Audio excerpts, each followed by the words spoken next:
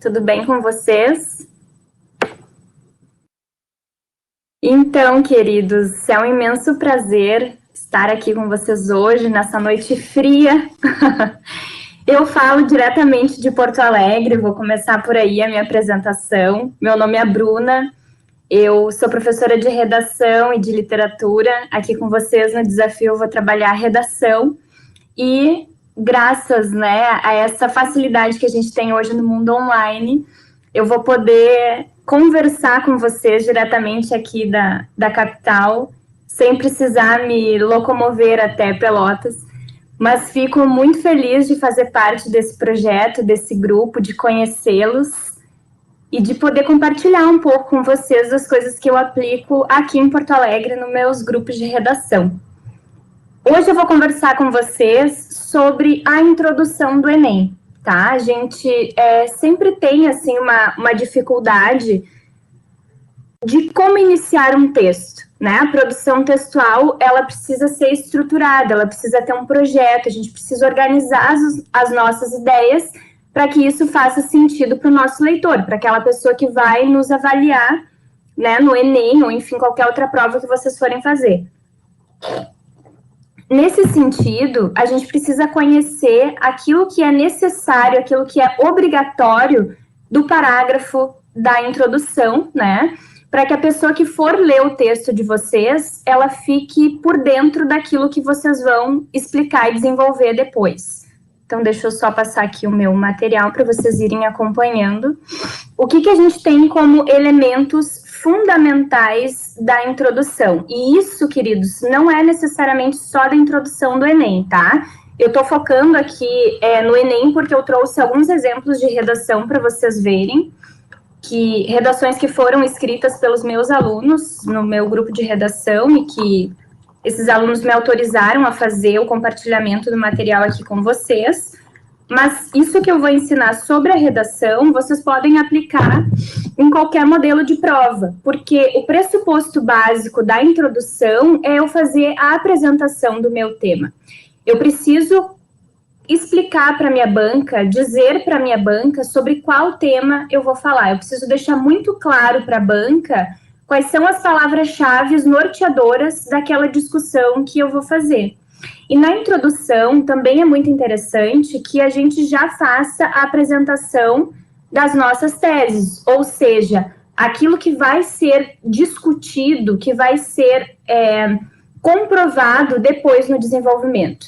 Então percebam que eu estou falando de algo que é muito fundamental, mas que é muito básico, porque na introdução, como eu falava, a gente só vai fazer apresentações, né? A gente vai estruturar um projeto de texto de modo que tudo aquilo que eu apresente e que eu fale na minha introdução vai ser desenvolvido depois e vai ser resolvido depois.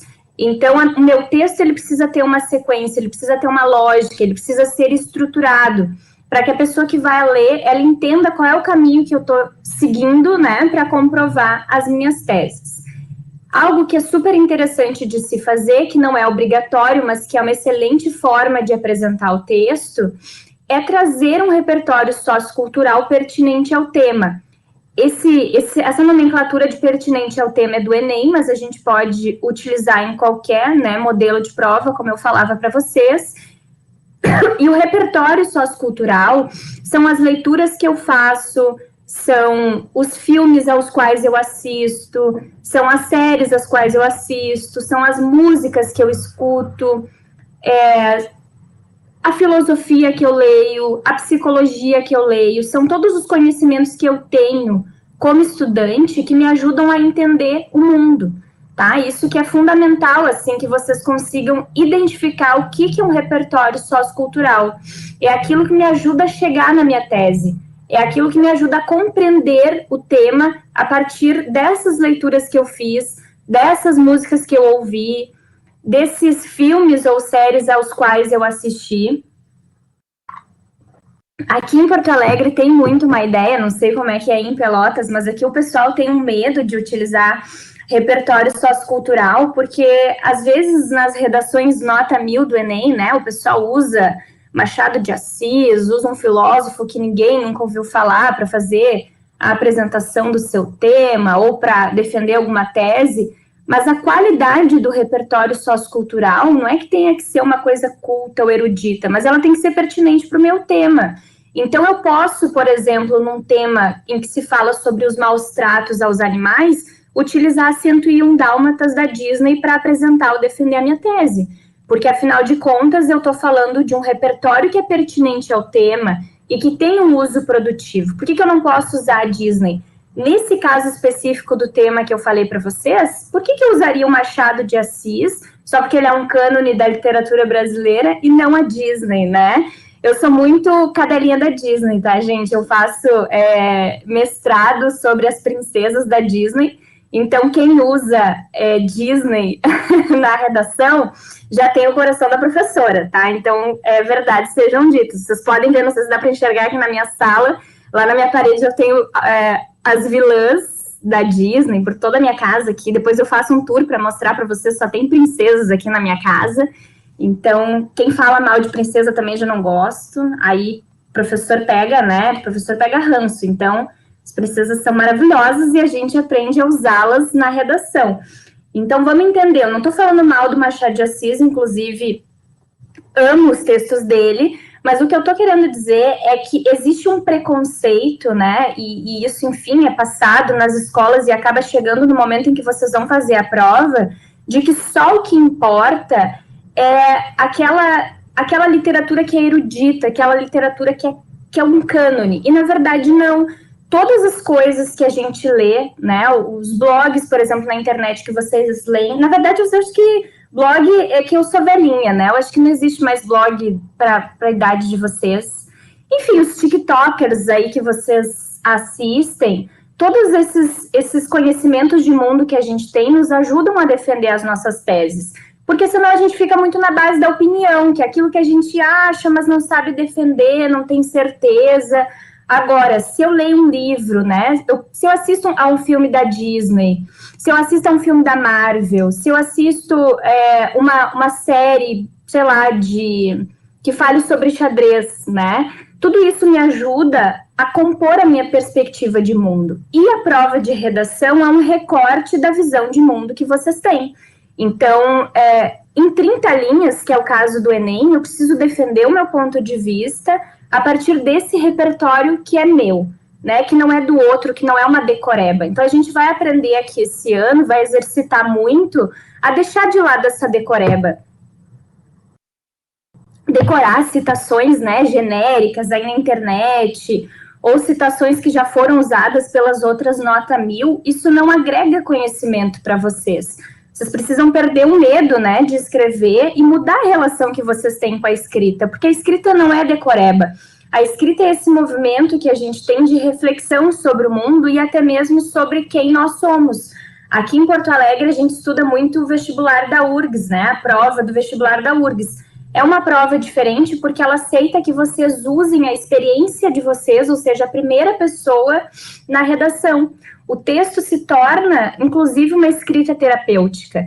Por que eu estou falando tudo isso? Porque vocês precisam enxergar a redação não como essa porta de acesso ao ensino superior, mas como um espaço ali textual em que vocês podem usar as experiências que vocês tiveram de leituras para defender aquilo que, de fato, vocês enxergam sobre o mundo, né? Como que vocês enxergam o mundo?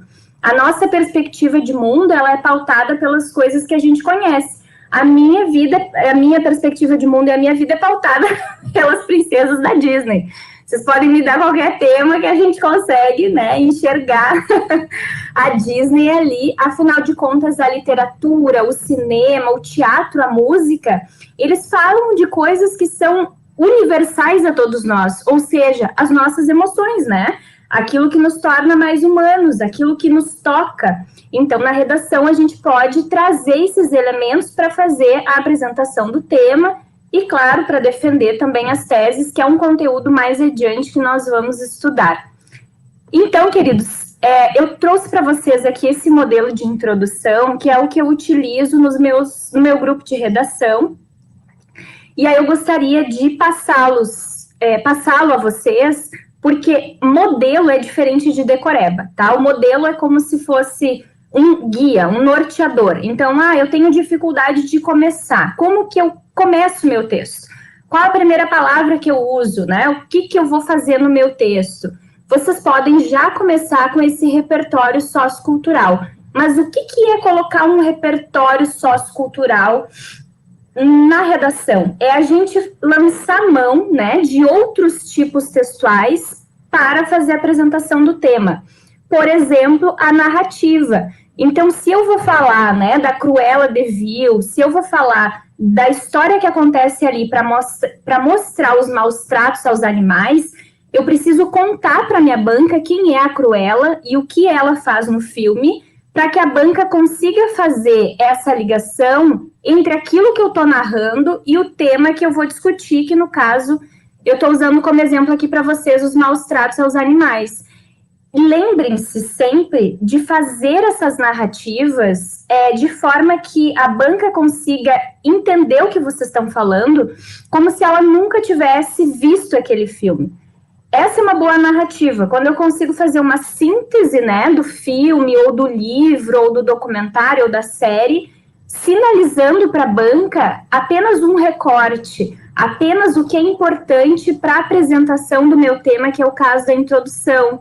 Eu não preciso enrolar e contar os 400 capítulos de Chaves para dizer exatamente o que eu queria ali sobre o Chaves, né? Sobre aquela referência, aquele episódio específico, aquela situação específica. Então, eu vou fazer um recorte. Vocês viram que o meu repertório também é de velhinho, né? Porque Chaves, eu não sei se é uma coisa que jovens de hoje assistem, mas eu, como sou velhinha, eu assisto até hoje o Chaves.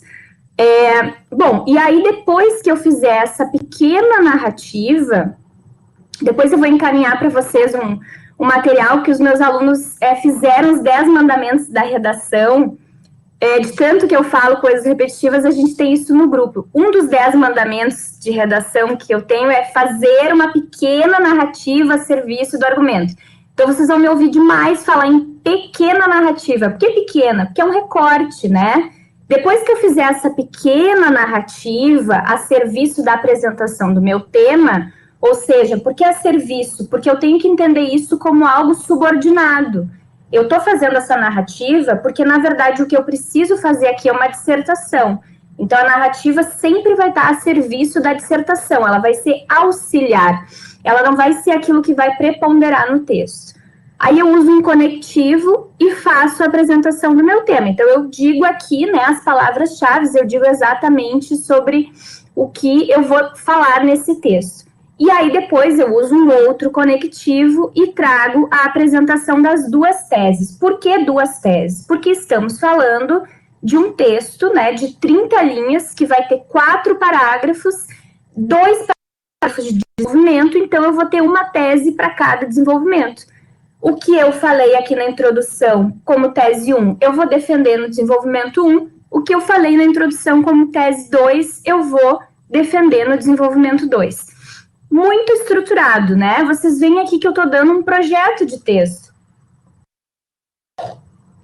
Agora vocês guardem no coração e apliquem no texto, né? Mas eu trouxe exemplos, claro, para a gente ver como isso funciona na prática. Queridos, eu sou um pouco acelerada, né? Vocês já viram, eu falo bastante. Se eu estiver falando muito rápido, alguém se perdeu, vão me avisando que eu vou cuidando aqui o chat, tá? Deixa eu dar um exemplo aqui para vocês. Caminhos para combater os testes em animais, tá? Foi um tema que eu passei no meu grupo, acho que o ano passado, ou retrasado, não me lembro direito. E aí a gente tem exatamente esse modelinho aqui, que eu falava para vocês, aplicado. Tá? Então, eu vou ler, fazer a leitura com vocês e vou explicando exatamente os elementos que, teoricamente, eu dizia antes. Então, vamos lá. Como a pessoa começa a introdução? Personagem do filme norte-americano Planeta dos Macacos, A Origem, Koba é um chimpanzé mantido em laboratório como cobaia em testes de medicamentos, o que fez com que ele desenvolvesse um imenso ódio contra seres humanos que o deixaram com o rosto desfigurado devido ao caráter invasivo dos testes a que era submetido. De maneira análoga, fora da ficção, muitos animais são explorados como cobaias para testes de produtos variados. Dessa forma, sabe-se que os bichos sofrem por serem subordinados a esses procedimentos cruéis. Portanto, entende-se que é preciso encontrar caminhos para combater os testes em animais. Essa é a introdução, tá? Agora vamos ver se essa introdução está de acordo com esse modelo aqui de repertório, nexo, apresentação do tema, nexo, apresentação das teses. Vamos lá. Temos o repertório no início? Temos, porque até submetido, o que a estudante faz é uma narrativa. Então, assim, eu nunca assisti a esse filme, por exemplo, mas com essa pequena narrativa que ela faz, eu consigo enxergar esse repertório como pertinente ao meu tema. Porque, afinal de contas, o meu tema é testes em animais. E ela recorta do filme uma situação em que esse animal aqui vive, né, a crueldade do teste, que é justamente a problemática que ela tem que trazer para o texto. Então, ela só vai me apresentar o tema depois. Até submetido, a gente só tem narrativa. Vou ler de novo, ó. Personagem do filme norte-americano Planeta dos Macacos. Isso aqui, filme norte-americano, também vou cobrar bastante de vocês, que está lá nos meus 10 mandamentos, que é o aposto. É sempre importante a gente dizer de onde que a gente está falando, de onde que a gente tirou aquilo. Então, filme norte-americano é um aposto de Planeta dos Macacos. Eu tenho que dizer o que é isso, né? Eu não posso pressupor que a banca sabe de tudo que eu tô falando. Então, personagem do filme norte-americano Planeta dos Macacos, a origem. Koba é um chimpanzé mantido em laboratório como cobaia em teste de medicamentos, o que fez com que ele desenvolvesse um imenso ódio contra seres humanos que o deixaram com o rosto desfigurado, devido ao caráter invasivo dos testes a que era submetido. Temos a narrativa, temos o contexto.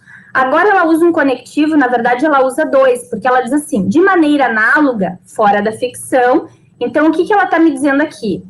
Análogo, né, semelhante, só que fora da ficção. De maneira semelhante, análoga, fora da ficção, isso existe. E aí ela apresenta o tema. Muitos animais são explorados como cobaias para testes de produtos variados. Aí eu tenho a apresentação do meu tema, porque eu tenho que ter as palavras-chave, testes animais, tá? Aí ela tem o conectivo, ó, dessa forma, tá? Agora ela tem que me apresentar as teses. E aqui a gente tem um erro muito interessante, porque ela me apresenta uma tese só. Ela diz o seguinte: sabe-se que os bichos sofrem por serem subordinados a esses procedimentos cruéis. Essa é uma tese. Então, essa estudante, no D1, ela precisa defender para mim e comprovar que durante o teste, né, essa testagem, os animais sofrem, porque é a tese dela. Isso é o que ela está me dizendo, ó. Eles sofrem quando são, né, subordinados a esses procedimentos cruéis. Então, ela precisa defender isso no D1. Só que a gente não tem o D2, porque na outra frase, ela faz um fechamento, né? Ela acaba fazendo uma ligação com o que ela vai fazer lá na proposta de intervenção, porque aí ela diz assim: portanto, entende-se que é preciso encontrar caminhos para combater os testes em animais. Isso aqui não é tese, porque esses caminhos que eu vou encontrar para a testagem, né, para resolver ou amenizar o problema dos testes, é algo que vai vir na proposta de intervenção. Os caminhos são as sugestões que eu vou fazer, as ações que eu vou fazer para resolver o problema. Então, a gente tem somente uma tese aqui. Essa introdução, por melhor que ela seja no sentido de trazer um repertório pertinente, fazer uma boa apresentação do tema, ela só me apresenta uma tese. Então, eu preciso, né, para ter um projeto de texto bem estruturado, da tese 2, que seria defendida no D2. Vou mostrar outro exemplo para vocês em que isso também ocorre. E aí o nome o tema é Alternativas de Tratamento do Transtorno Depressivo Maior entre Homens. Transtorno depressivo maior, queridos, é um nome que a gente dá para a depressão, né? Na verdade, depressão é um nome popular que a gente chama desse transtorno.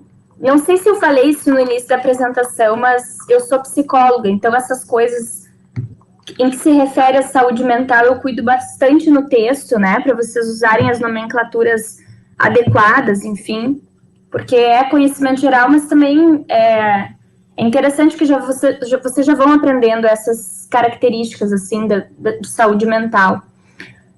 Personagem do filme de animação estadunidense O Ursinho Pooh, Io é um burro cinzento, melancólico e pessimista que sofre do transtorno depressivo maior, TDM, mais conhecido como depressão. Vocês são do tempo do Ursinho Pooh, né? Olha que amor essa introdução. Tipo, ela vai lá no resgate da infância dela, pega algo, né, que a acompanhou durante o seu crescimento, para enxergar uma situação muito específica que é a depressão entre homens. Porque vocês veem que nessa redação a estudante tinha que fazer um recorte de gênero. Não está se questionando aqui a depressão que afeta as mulheres, mas sim os homens. Ou seja, por que os homens não buscam tratamento? Se buscam, o que eles fazem? O que faz o homem ser depressivo?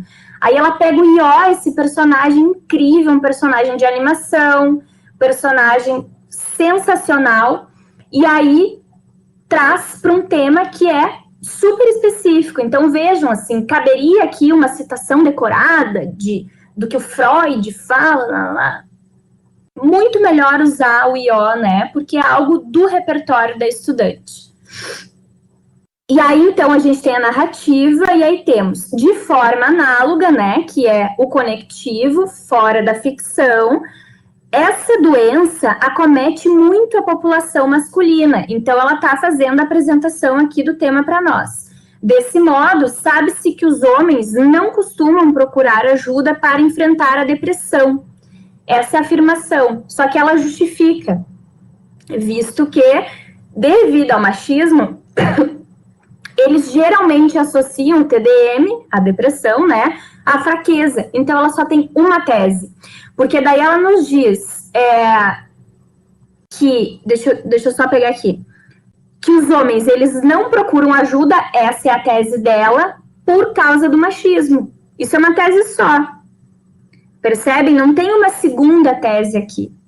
Então, da mesma forma que o primeiro, a gente tem uma desestrutura na introdução, mas vejam que é um texto bem escrito, os repertórios são pertinentes, tem um uso muito produtivo aqui para apresentação do tema e das teses, só que fica faltando essa lacuna da tese 2, que seria, né, desenvolvida no D2, tá, queridos? Então, eu vou apresentar para vocês aqui mais uma.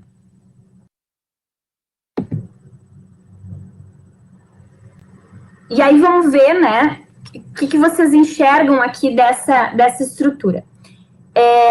Caminhos para combater a gordofobia no Brasil. Protagonista da série de televisão estadunidense Friends, vocês certamente são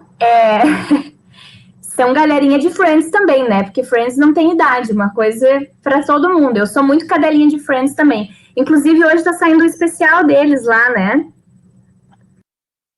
Vamos esperar que chegue no Brasil daqui a pouco. Mônica Geller era obesa durante sua infância e adolescência, sendo alvo de comentários preconceituosos em relação ao seu peso, o que trazia a ela baixa autoestima. Então, ela está fazendo, né, uma explicação dessa série, dessa personagem. Ela diz, essa personagem aqui que eu tô falando, ela era obesa e sofria na infância e na adolescência, e isso provocou baixa autoestima. Ok? Só que ela precisa nos contextualizar um pouquinho mais, porque vejam o que ela diz aqui. A personagem apenas começou a sentir-se bonita e atraente após emagrecer muito. Por que essa informação é importante para o texto? Porque é o que ela vai falar da gordofobia. Uma das teses dela, que eu vou ler agora para vocês, fala sobre essa construção de um padrão de beleza que é pautado pela magreza. Então, para a personagem, né, parar de sofrer o que ela sofria ali na adolescência e na infância, ela precisou emagrecer. E isso é uma consequência da gordofobia, entendem? Por isso que é importante que a gente já contextualize aqui na narrativa exatamente o que vai ser falado depois, né? Que a gente consiga fazer essa ligação. Porque daí a gente tem um texto bem estruturado, bem organizado, com repertórios que sejam produtivos e pertinentes ao tema e às teses. De maneira similar, fora da ficção, a gordofobia, aversão a pessoas gordas, então ela traz aqui, né, a definição do dicionário sobre gordofobia, é algo muito comum no Brasil e urge ser combatida. Então isso é o quê? A apresentação do tema. Ela não apresentou ainda nenhuma tese aqui, né? Ela está fazendo a apresentação do tema. Agora que ela vem com as teses, ó. Sob esse viés, nota-se que muitas pessoas gordas que são alvos de comentários gordofóbicos desenvolvem uma visão ruim sobre a própria aparência, que tem o gancho aqui da Mônica Geller. Por que a Mônica precisou emagrecer? Porque ela não se sentia bem naquele corpo que era alvo de comentários preconceituosos das outras pessoas na infância e na adolescência dela. Então, essa aluna aqui trouxe como tese a imagem que a pessoa cria de si em função da gordofobia. E que é uma imagem ruim, né? Porque é algo que machuca emocionalmente, machuca psicologicamente, que desenvolve nessa pessoa baixa autoestima, insegurança em relação ao seu corpo. É isso que a aluna vai discutir no D1. As redações dela, gente, são sensacionais. Ela é muito orgulho, assim, eu sou prof muito coruja, sou muito fã dela e pedi, claro, para ela, para poder compartilhar com vocês esses textos. Ela foi aprovada na UFRJ em primeiro lugar em dança. Ela é sensacional, assim, uma criatura incrível, um ser humano maravilhoso, merece todas as aprovações que ela teve.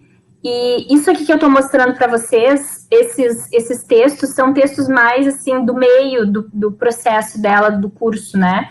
Então, assim, a gente percebe uma falta aqui de uma tese, algo que não ficou bem explicado, mas depois, mais adiante, eu vou trazer textos dela em que não tinha mais o que fazer, estava perfeito, não tinha mais o que mexer.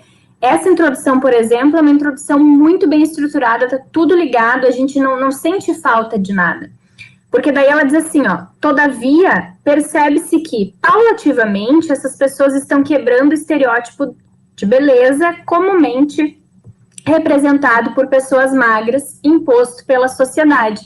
Nessa introdução, por exemplo, não tem o que mexer, porque ela apresentou o repertório sociocultural, ela fez a ligação desse repertório com o tema, ela trouxe as duas teses, porque no desenvolvimento 1, ela falou sobre as pessoas que, a partir da gordofobia, criam uma imagem negativa de si. Ela traz isso no desenvolvimento 1. E aí, no desenvolvimento 2, ela diz que a boa notícia, né, que apesar desse contexto todo que está acontecendo, as pessoas já conseguem quebrar o estereótipo da beleza, que é associado, né, a uma pessoa magra, né, esse ideal de magreza, que é um estereótipo, que é uma situação imposta pela sociedade, um padrão de beleza imposto pela sociedade. Então, aqui a gente já tem, como vocês podem ver, essa diferença das primeiras introduções que eu apresentei para vocês, em que faltava, né, o D2 para essa aqui, em que já temos uma introdução completa.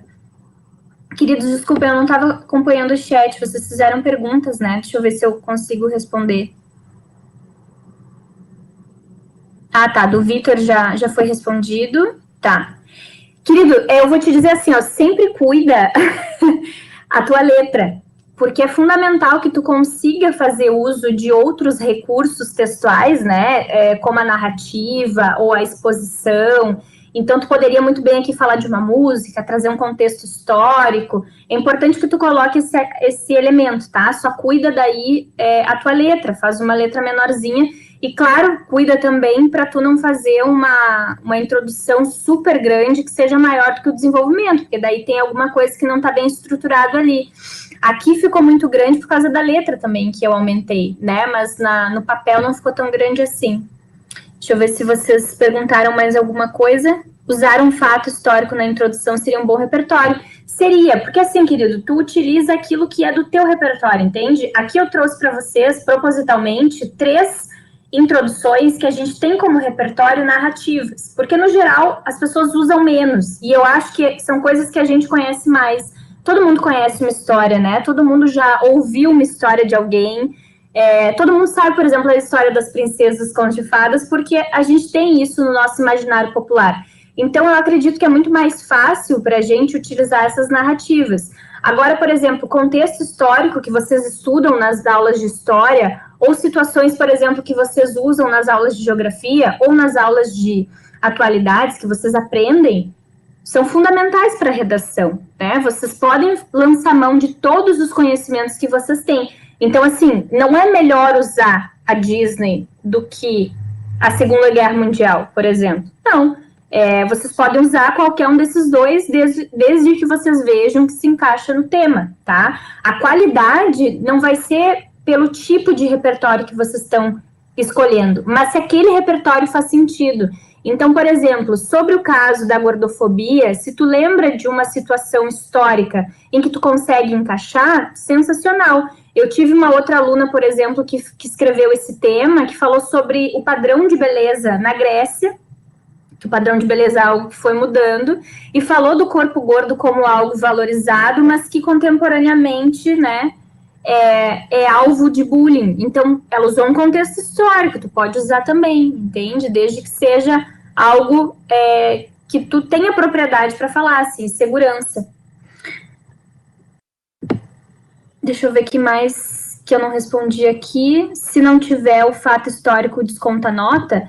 Ao longo do Enem, né, vocês têm possibilidade, digamos, de utilizar ao longo da redação 3 repertórios socioculturais, que é um na introdução, um no D1, outro no D2. Então, é sempre importante que tu utilize algo na tua introdução, mesmo que não seja algo da história, mesmo que não seja da literatura ou do cinema, né? Mas que tu consiga articular algum repertório. Isso é bem importante, assim. Porque daí tu mostra para a banca que tu tá falando desse tema a partir de um lugar, né? Por exemplo, a partir dos teus conhecimentos em história, a partir dos teus conhecimentos em geografia, em biologia. Eu tive um aluno há alguns anos já que ele não gostava de literatura, e eu, como eu falei para vocês, como eu sou professora de literatura, eu acabo incentivando muito, porque é a minha área também, né? O que eu conheço para ajudá-los. Mas ele não gostava muito de ler, então ele usava muito a matemática na redação. E as redações dele eram sensacionais. Então ele trazia, por exemplo, fórmulas da matemática e fazia analogias com o contexto aquele que ele ia discutir na redação. Ou ele trazia a história de alguns matemáticos que se encaixavam na redação. Vocês podem lançar mão de qualquer conhecimento, desde que vocês consigam enxergar esses conhecimentos, né, fazendo sentido dentro do texto.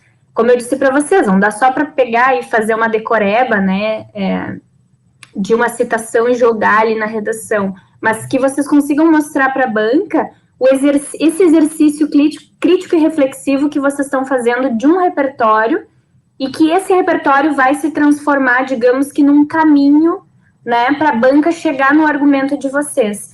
Todos os repertórios, queridos, que vocês usam na redação, é como se vocês pegassem na mão da banca e dissessem assim, tá, vem cá que agora eu vou te mostrar o caminho que eu fiz para chegar nesse argumento aqui. Porque se eu não mostro esse caminho, eu fico lá no blá, blá, blá da opinião, né? Eu preciso mostrar por que eu sei aquilo. Eu sei isso porque outras pessoas já pensaram a respeito e me fizeram pensar sobre isso. Então, a gente mostra para a banca esse caminho. Tá? Acho que eu respondi, né? Queridos estavam respondendo ali também no chat, eu me atravessei um pouco. E fui respondendo também junto, mas qualquer dúvida vocês vão perguntando, tá? Bom, aí, amores, temos como tema adoecimento psíquico de crianças em espera da adoção. O pessoal lá do grupo, ele fala para mim que eu pego um pouquinho pesado nos temas. Então, o que eu fiz? Eu tô tentando pegar mais leve com vocês, porque eu tô chegando agora, não quero que vocês se assustem comigo. Então, esse é um tema da minha apostila, acho que do ano passado, porque eu acho que é mais leve dos que eu propus esse ano. Então, eu quero conversar com vocês sobre esse tema, vou disponibilizar para vocês, né, o material lá no Drive, porque o pessoal do grupo está dizendo que eu estou pegando muito pesado, então não quero assustá-los, né, não quero que o pessoal de Pelotas não me receba aí, quero que vocês gostem de mim para eu poder voltar mais vezes aqui para o desafio. Por que esse tema? Porque ele é importante, claro, todos os temas são importantes para a gente discutir, mas percebam que eles têm dois eixos temáticos. A gente está falando de adoecimento psíquico de um grupo muito específico, que são crianças em espera de adoção. Por que o eixo temático é importante? Porque a gente não pode só falar de um lado sem falar do outro, porque senão é um tangenciamento do tema. O eixo temático, os eixos temáticos, eles nos mostram que as coisas estão acontecendo ou sendo pensadas em correlação. Então, eu não posso fazer só um texto falando de adoecimento psíquico, de depressão, de ansiedade, se eu não trouxer esses adoecimentos para o contexto das crianças que estão em espera de adoção. Stuart Little, sensacional, gente, sensacional. Sensacional. Isso aí. Amei, já quero. Muito bom, gostei. Queridos, se vocês se animarem em algum momento, né, a gente pode corrigir aqui em coletivo uma das redações de vocês mais para frente. Eu faço assim lá no grupo. Eles chamam de CPI da redação. Então, um manda uma redação e a gente corrige entre todos, assim, vamos pontuando coisas. Mais para frente, se vocês quiserem, a gente pode combinar isso. É bem bacana. Os colegas vão opinando, vocês vão conseguindo enxergar várias coisas legais. Então, vamos combinar de fazer isso uma hora. Se vocês toparem, eu topo. Hoje eu tenho a CPI da redação mais tarde com o pessoal lá. Então, queridos, olhem só, por que essas coisas têm que ser correlacionadas? Vamos pensar nessas crianças que estão aguardando a adoção. A prova que eu vou disponibilizar para vocês, sempre vocês vão encontrar 2 textos de apoio só, tá? E eu tenho motivos para isso. Todas as provas que eu faço, eu só coloco 2 textos de apoio, porque eu acho que às vezes muito texto de apoio faz com que ou vocês fiquem presos no texto de apoio, ou se confundam com as várias possibilidades que vocês podem seguir ali a partir das orientações do texto de apoio. Então, eu faço essa prova padrão, sempre 2 textos, tá? E nos textos de apoio, em um deles, eu coloquei uma matéria que explica essa ansiedade, essa angústia, né, das crianças que ficam aguardando a adoção e que, porventura, são abrigadas na casa de alguém, de padrinhos, de madrinhas, mas que não ganham esse status de filha ou de filho, tá? Então, essas crianças que ficam sempre naquela esperança de que agora essa família vai me acolher como filha ou filho, e, na verdade, são pessoas que só vão e apadrinham aquela criança. E o outro texto de apoio fala sobre a possibilidade que surgiu, na verdade, assim, uma facilidade que surge há algum tempo, que foi até no desgoverno Temer, sobre a possibilidade das crianças algumas crianças ganharem prioridade na fila de adoção. Por exemplo, crianças que apresentem alguma deficiência física ou intelectual, crianças que sejam irmãs, porque às vezes na adoção elas acabam se separando, crianças que têm uma idade X, adolescentes, por exemplo, têm prioridade, porque, não sei se você sabe, mas depois dos 18 anos, né, as crianças que estão em situação de abrigo, elas precisam sair daquela casa-lar que é o lugar de acolhimento dessas crianças e adolescentes, tá? Mas aqui, especificamente nesse tema, eu estou focando em crianças. Então, peguem essa faixa, né, da infância e busquem, assim, informações, busquem repertório. Nesse primeiro momento que vocês estão escrevendo, é importante que vocês pesquisem, tá, queridos? Assim, pesquisem, leiam sobre o tema, façam um esqueleto de texto de vocês, façam um projeto, utilizem esse modelo de introdução aqui que eu estou passando para vocês, né? Como vocês trouxeram aqui Stuart Little, que é um excelente exemplo para começar a redação. Então, lancem mão desses recursos da pesquisa, das séries que vocês estão assistindo, dos filmes, enfim, para estruturar um projeto de texto. e só coloquem no texto aquilo que vocês vão conseguir, de fato, desenvolver, né? Então, assim, eu defendo essa tese aqui porque eu assisti isso num filme, porque eu vi isso num livro. O processo de adoção aqui que vocês estão falando, ó, isso de que é muito demorado. Vocês podem, por exemplo, achar uma reportagem que mostre isso e, como tese, uma sugestão, vocês podem dizer que o adoecimento psíquico é uma consequência da espera do processo de adoção. E aí, como repertório que comprove isso, vocês podem trazer um dado, uma matéria que mostre esse tempo de espera, né? Que às vezes a criança fica anos sofrendo, vocês estão trazendo aqui 7 anos sofrendo numa instituição de abrigo, esperando, né, para ser adotada, e ao invés de já estar com essa família que teria interesse de fazer a adoção. Então, afirmem coisas e busquem recursos para comprovar essas coisas. Tudo aquilo que a gente diz na redação, a gente mostra de onde tirou, como é que chegou nesse argumento. Só não se esqueçam, então, de fazer essa correlação. Adoecimento psíquico, o que pode ser? Depende do que vocês forem buscar, tá, queridos? Vocês podem falar, por exemplo, assim, trazer a crianças que entram em processo de depressão, crianças que desenvolvem algum transtorno de ansiedade, tá? Crianças que eventualmente desenvolveram transtorno de estresse pós-traumático, crianças que foram abandonadas pelas famílias nesses abrigos, nessas casas lares, e aí, por sua vez, acabam vivendo, sofrendo essa angústia, entrando em processos depressivos. Então, o tipo de adoecimento, vocês que vão dizer, tá? Não precisa ser só depressão, não precisa ser só ansiedade, mas tem que ter a ver, claro, com a questão emocional. Tá? Queridos, não sei se vocês têm perguntas, o pessoal já está respondendo aqui, né? Sobre o tema, vou disponibilizar para vocês no Drive o tema, né? E os slides para que vocês possam fazer essa escrita. Mas sobre esses eixos temáticos, vocês ficaram com dúvida? Querem que eu fale mais alguma coisa?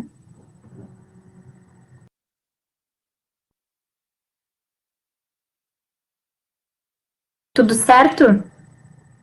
É tranquilo, assim, né? Um pouquinho desafiador essas coisas dos eixos temáticos estarem em correlação, né? Mas vocês vão ver que é um treino.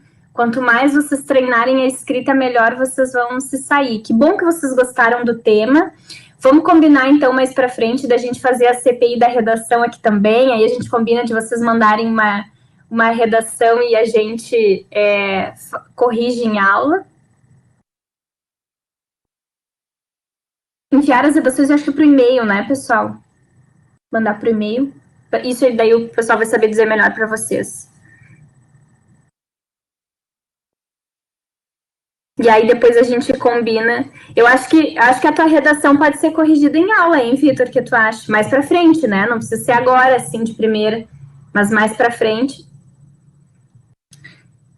Para usar na introdução, mas a criança não passou por nenhum adoecimento psíquico, apenas pelo processo de adoção. Posso usar? Essa ideia, meu bem, é o quê? É um filme, é uma série? Fala para mim.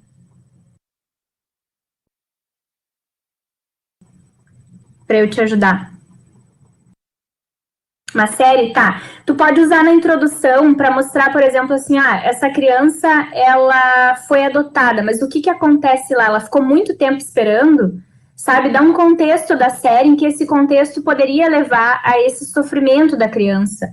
Essa criança foi abandonada? Chiquititas, é verdade. Gente, Chiquititas. Nossa, vocês são velhinhos, que nem eu também. Não me diga as mentirinhas, dói demais, né? Olha, essa é do meu tempo. Eu só sei que estou sozinha sem meus pais. É verdade, teve remake, vocês conhecem por causa do remake. Então, vamos pegar o caso de Chiquititas. Não mostra, por exemplo, a menininha pequenininha ali, né, vivendo todo um processo de adoecimento, mas mostra ela muito entristecida. Então, vocês podem, com certeza, utilizar na introdução, Chiquititas, por exemplo, dizer esse processo, o tempo de espera, que muitas vezes a pessoa não encontra família na apresentação do tema, tá, amores? na apresentação do tema. Porque daí, na apresentação do tema, vocês podem falar algo mais geral, não precisa ser tão específico assim do adoecimento, vocês podem falar sobre algo mais geral. Matilda, eu amo Matilda, mas é que a Matilda, ela tem a família, né? E, na verdade, a adoção da Matilda é um alívio para a alma dela, porque aquela família é muito cruel com ela. Então, quando ela é adotada pela professora, ela se livra disso aqui. Ela não fica aguardando a adoção. Então, na verdade, a Matilda, ela não se encaixa nesse eixo temático aqui. É a família dela que é toda, né, desestruturada. A Matilda dá para usar uma série de temas, com certeza. É bom lembrar da Matilda, mas para esse aqui da adoção... Olha que legal, né? A redação com a Bhaskara. Eu acho que tudo cabe quando a gente tem ali o dom da escrita, do enrolation, a gente consegue fazer tudo. Nossa, e depois que vocês entrarem na faculdade, eu tô sendo gravada, então eu tenho que cuidar o que eu digo, mas depois que vocês entrarem na faculdade, vocês vão ver que a gente tem a arte do enrolation, às vezes. Nem tudo que a gente escreve a gente tem certeza, mas a gente vai. Bom, queridos, então acho que eu encerro a minha fala aqui. Fiquei muito feliz com as trocas. Que bom que vocês gostaram do tema. Já estou ansiosa para o nosso próximo encontro no mês que vem. Obrigada pela recepção. Adorei conhecer os pelotenses hoje. Quando vierem a Porto Alegre e essa loucura toda tiver passado, me visitem. Podemos fazer um tour pela URGS, caso tenham interesse. Um beijo para vocês, amores. Muito obrigada. Até a próxima, queridos. Obrigada pela aula, eu que agradeço.